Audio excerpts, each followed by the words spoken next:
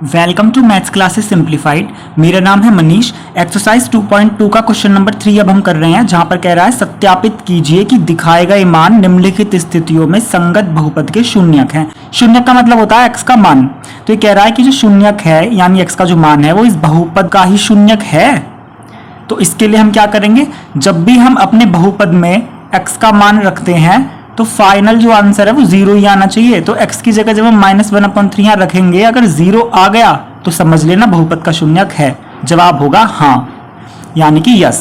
तो शून्यक को इंग्लिश में कहते हैं जीरोस, बहुपद को कहते हैं इंग्लिश में पॉलिनोमियल। किसी पॉलिनोमियल का वो जीरोस है तो इसका मतलब है x की जगह वो वैल्यू रखने से आंसर जीरो ही आएगा। तो हम हर सवाल में x की वैल्यू दी हुई है तो हम अपने हर सवाल में x की जगह रखेंगे वैल्यू। तो हम यहाँ पर x की जगह रखने वाले हैं -1/3। हम इधर भी रख सकते हैं, जहां जहां x है वो -1/3 रखेंगे तो हो जाएगा p x की जगह -1/3 बराबर 3। इन दोनों के बीच में गुणा का निशान है तो हो जाएगा 3 गुणा x की जगह रखेंगे -1/3 और प्लस में क्या है 1। बस जहां x है वहां उसका मान रख देंगे। तो ये 3 से 3 कट जाएगा तो कितना बचेगा -1 और यहां बचेगा +1। अब एक माइनस का 1 और प्लस का 1 है तो कट के कितना आ गया 0। क्योंकि 0 आ गया तो जवाब होगा हाँ, यानी बहुपद का शून्यक है। Yes, zeros, it is a zeros of given polynomial. बस तुम हमें हाँ या नहीं में जवाब देना है। अब इधर x की वैल्यू कितनी दी हुई है 4/5। तो जहां पर x है वहां हम दोनों जगह रख देंगे 4/5। अगर 0 आ गया तो जवाब होगा हाँ, 0 नहीं आया तो जवाब होगा नहीं।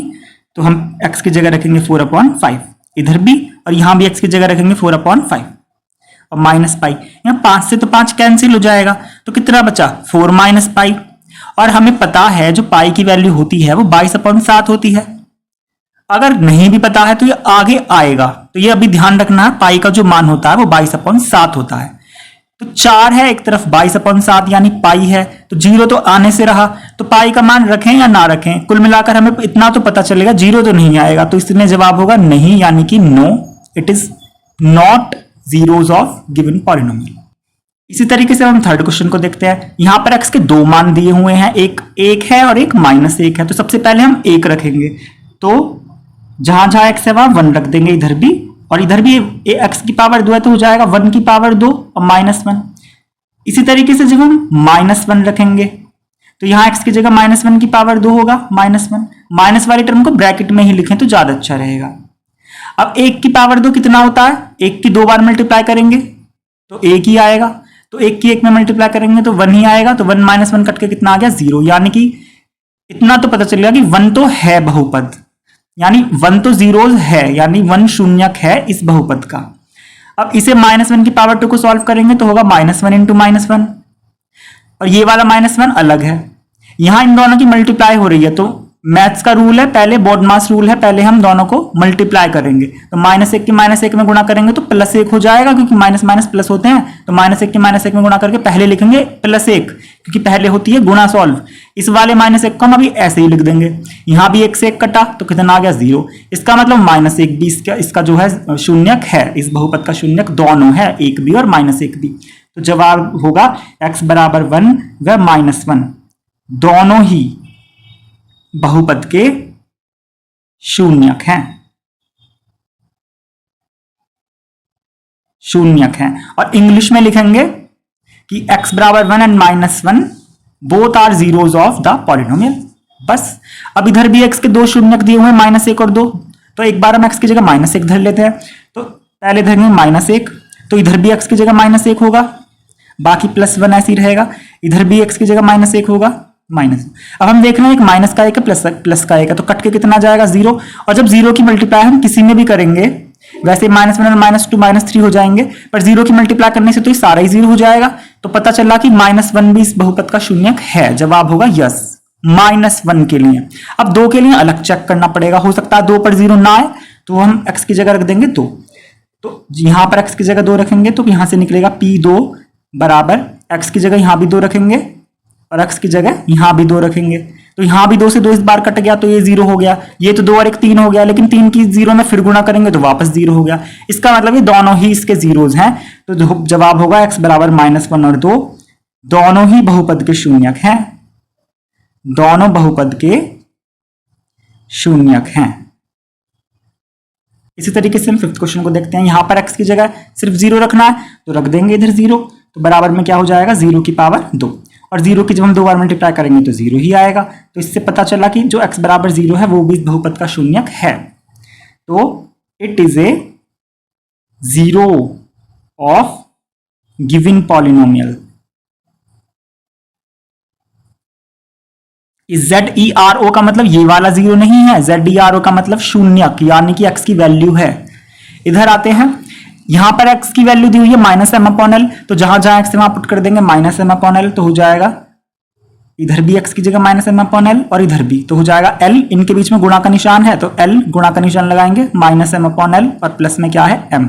हम देख रहे हैं एक l ऊपर है एक l नीचे, तो कट जाएंगे, तो कितना बचेगा इधर -m और प्लस में इधर कितना बचा +m। एक m प्लस है और एक m माइनस है, तो सीधी सी बात है दोनों कट के 0 हो जाएंगे। क्योंकि 0 आ गया तो इसका मतलब ये भी बहुपद का शून्यक है, तो जवाब होगा हाँ बहुपद का शून्यक है। पूरी लाइन में लिख सकते हैं, हाँ भी लिख सकते हैं। अब हम देखते हैं क्वेश्चन नंबर 7 को और क्वेश्चन नंबर 8 को। तो क्वेश्चन नंबर 7 में भी 2 जीरोज है हमारे पास, एक x की शून्यक है -1/√3 और एक है 2/√3।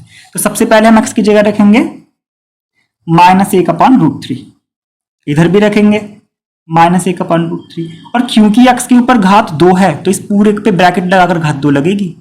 जो भी x का मान होगा उस पे घात 2 लगानी जरूरी है। अब यहाँ ऊपर की भी घात 2 होगी और नीचे की भी घात 2 होगी, तो इस तरीके से हम लिखेंगे 3 × -1 की घात 2 का क्या मतलब है, -1 × -1 2 बार लिखेंगे, और नीचे √3 की घात 2 का भी क्या मतलब है, √3 × √3, और इस वाले -1 को भी हम ऐसे ही लिख देंगे।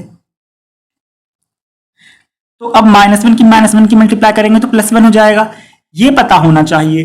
तो √3 की √3 में मल्टीप्लाई करेंगे तो 2 तरीके से लिख सकते हैं। तो √3 की √3 में मल्टीप्लाई करके √9 होता है, और 9 का रूट 8th क्लास में सबने पढ़ा है वर्गमूल निकालना। तो 9 का रूट कैसे निकालते हैं, एलसीएम लेते हैं, 3 × 9 3 × 3, और एलसीएम लेने के बाद जो जोड़ा बनता है पेयर, उस जोड़े में से उसे बाहर निकाल देते। तो यहाँ 3 का जोड़ा बना तो 3 बाहर निकल जाएगा, तो आंसर होगा 9 का जो वर्गमूल होगा वो 3 होगा। तो इस तरीके से √3 की √3 में मल्टीप्लाई करके हम चाहें तो √9 लिख सकते हैं, और √9 को बाद में 3 कर देंगे। चाहे तो हम डायरेक्ट भी याद रख सकते हैं कि जब भी रूट की 2 संख्याओं की गुणा करते हैं और वो दोनों संख्याएं समान हैं तो रूट हट जाएगा, √3 की √3 में गुणा करके सिर्फ 3 आएगा। ऐसी √5 की √5 में गुणा करके सिर्फ 5 हो जाएगा, √7 की √7 में मल्टीप्लाई करके 7 हो जाएगा। तो इस तरीके से दोनों रूट की जब मल्टीप्लाई करेंगे तो रूट हट जाएगा। तो हम ऊपर तो क्या बचा, यहाँ पर तो बचा 3 गुणा -1 की -1 में करेंगे तो 1 ही बचेगा, माइनस माइनस प्लस हो जाएंगे, और √3 की √3 में करेंगे तो 3 बचेगा। और ये वाला -1 अभी हमारा ऐसे ही चल रहा है। अब हम देख रहे हैं इस 3 से 3 तो कट गया, तो कितना बचा 1, और यहाँ -1 ऐसे ही है। अब 1 से 1 कटा तो 0 आ गया, इसका मतलब -1/√3 तो बहुपद का शून्यक है। अब 2/√3 को रखकर देखते हैं। तो हम यहाँ पर x की जगह रखेंगे 2/√3, और 2/√3 की पावर कितनी करेंगे 2 और -1।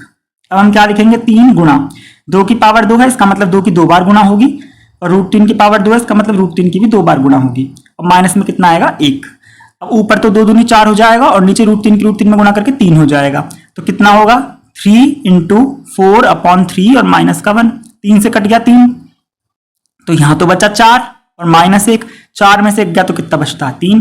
तो यहां से पता चला 0 तो नहीं आया, इसका मतलब ये तो शून्यक है लेकिन ये शून्यक नहीं है। तो हम लास्ट में लिखेंगे x बराबर -1/√3 शून्यक है, परंतु x बराबर 2/√3 शून्यक नहीं है। एक है और एक नहीं है, ये हमारा हो जाएगा आंसर। अब हम क्वेश्चन 8 को और देख लेते हैं। तो क्वेश्चन नंबर 8 में क्या होगा, x की जगह 1/2 रखेंगे बस, तो हो जाएगा p 1/2 बराबर 2, इनके बीच में गुणा का निशान है तो गुणा का निशान लगाएंगे 1/2 और प्लस में लिखेंगे 1। हम देख रहे हैं 2 से 2 कट जाएगा तो कितना बचेगा 1, और ये +1 ऐसे ही रहेगा। अब एक और एक कितने होते हैं 2, क्योंकि 0 नहीं आया इसका मतलब है ये भी शून्यक नहीं है। नहीं, या पूरा लिख सकते हैं लाइन की x बराबर 1/2, इसमें रखने से वो 0 नहीं आ रहा इसलिए वो शून्यक नहीं है। इस तरीके से हमारा क्वेश्चन नंबर 3 हो चुका है कंप्लीट।